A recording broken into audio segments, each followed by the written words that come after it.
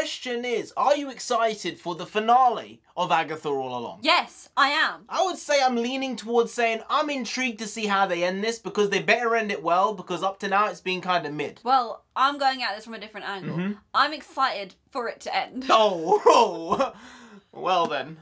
There you go, that's Non-Sensei's opinion. Gotta do fact of the day though, alright? Page number 270, fact number 1. A red blood cell can make a complete circuit of your body in 20 seconds. That's wild. That's magic right there. Hey, Narendra the Comic Cat. Non-Sensei. Yes, and right now we're going to be talking about Agatha All Along. It's episode 7, only got 2 left, the finale, double bill next week. I'm just looking at this saying they could have done a lot worse with this.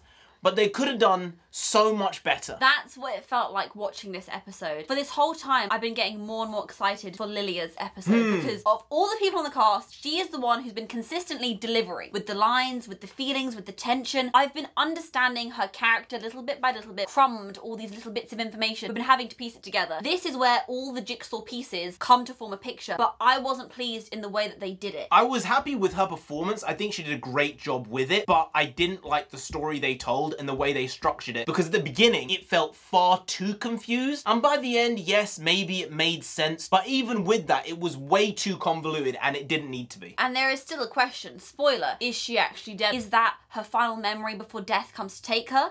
Or is that where she's been put because her timings have always been out of whack for this moment and she's gonna wake up to then be reunited with the rest of the Coven? We have no idea. We're hypothesizing things that really don't matter very much in the grand scheme of the MCU. But she did end up killing the Salem 7. She ended up getting them got. They gone. They donezo. They no more. And it turns out all they needed was some magical swords. Which is fine. Magical swords are magical swords. But the way she did it made me feel like, wait, these witches were meant to be the most evil and sinister there is. Agatha is scared of them after all. And it turns out Lilia can just end them by a little gravity trick. It's a problem. They were anticipating having to face these Salem 7 and they built them up in the first episode. Oh, they're still after us. They're on the road with us. We never got to see them do any magic. They did nothing apart from animagus and transform into humans and animals. That was it. That was it. They did some cool like dance moves, crushing through some glass to try and get at people. Moves, oh Lord. We didn't see any actual proper scare tactics that were being deployed here, which makes it seem you didn't know what to do with them. You needed to get rid of them because by the time they actually get to the next episode, they have to be out of the equation because they actually have a big bad to get to, and that is Rio,